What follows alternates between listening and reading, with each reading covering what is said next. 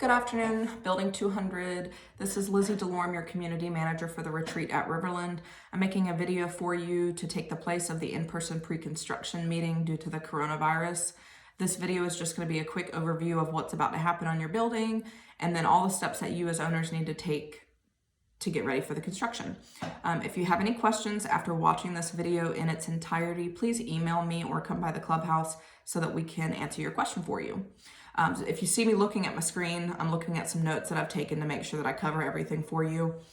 So let's start out with construction. It is going to start next Tuesday after Memorial Day at 7 a.m. on your building. With that being said, we need all vehicles moved from every parking spot in front of the building by 6:30 a.m. on Tuesday morning. After that, those parking spots will be blocked off for the construction. They will open up as many parking spots as they can each night, but again, you will need to have all vehicles moved by 6:30 a.m. the following morning. You will need a vehicle decal sticker or a guest pass on every single vehicle during this whole construction process so that your vehicle can be identified if it needs to be moved. If we cannot identify your vehicle, we will be forced to tow the vehicle and it will be at the vehicle owner's expense. The first step in the construction process is going to be that Patrick and his crews will move all of the supplies and heavy equipment to around your building and stage the area for construction.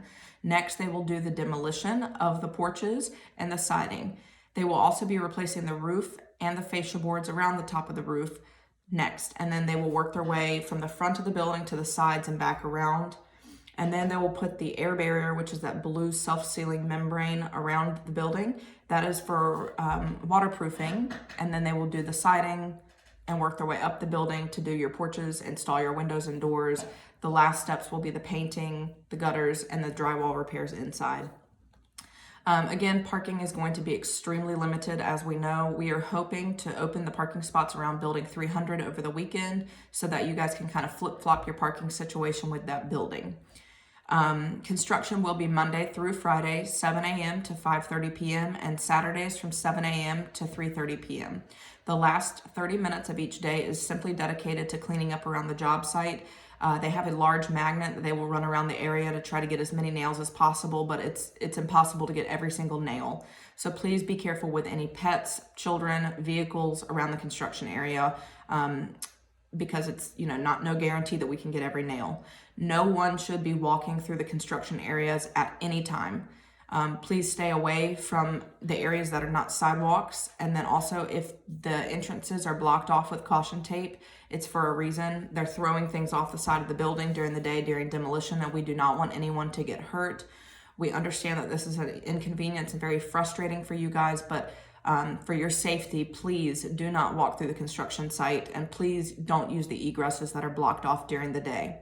All egresses will be reopened each night when construction ends, and they will try to open as many parking spots as they can at night for emergency vehicles and anybody who has to have a vehicle close to the building. Let's see here. You will definitely get drywall damage from this. Every single unit out here has experienced drywall damage. It's normal. You're going to have nails that pop through the building. You're going to have cracks in the drywall, dust, all that stuff.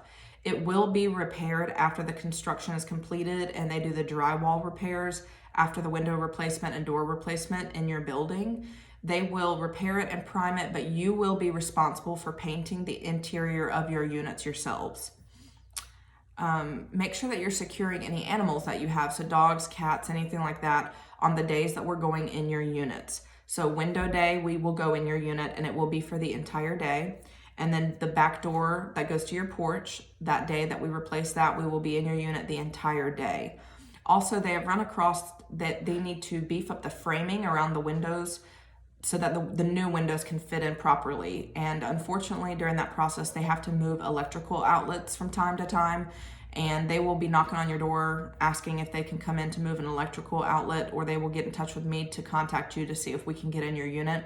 It's about a 5 to 10 minute process. He just goes in the unit, unscrews the outlet cover. The guys move the outlet from the exterior of the building, and then he will then screw the faceplate back on, vacuum up any drywall dust, and leave. But you will need to make sure that your pets are secure for those things so that nobody gets loose. If your dogs or cats are skittish around loud noises, again, this is a very loud and obnoxious process, so you may want to make arrangements for them to stay at a friend or family member's house or doggy daycare during the day if they are extremely anxious about loud noises. The blinds, they need to come down, and unfortunately they're not going to be put back up until after the drywall repairs are done on your building. So you will need to go to Lowe's, Home Depot, somewhere like that, and buy some sort of temporary privacy protection from the outside. You could hang a sheet if you want to, that's fine. We know that this is a different situation than you would normally experience, so if we see that, it's okay. But it will take about 4 weeks after your windows are removed and replaced for you to have blinds, so just know that. Let's see, Patrick will also make all accommodations to protect your AC units from any debris getting in them. If you have any issues with your HVAC or any electrical issues during this process, please get in touch with me immediately so that we can get you taken care of.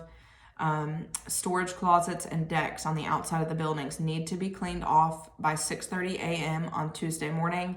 Any items that are left on the porches or in the storage closets will be destroyed. Unfortunately, the association does not have the funds to be storing individual homeowners' items for them.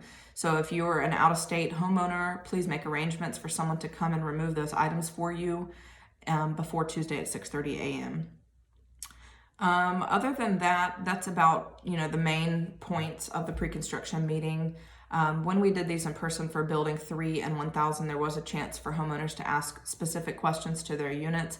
Please, if you have any questions, send me an email, call me here at the clubhouse, or come by even. I'm here until 3:30 most days, so I will be here today and tomorrow till 3:30 if you have questions. And I look forward to seeing you guys next week when construction starts. It's going to be quite the process, but in the end, it will all be worth it. So hope you guys have a great long Memorial Day weekend, and if you need anything, reach out to me.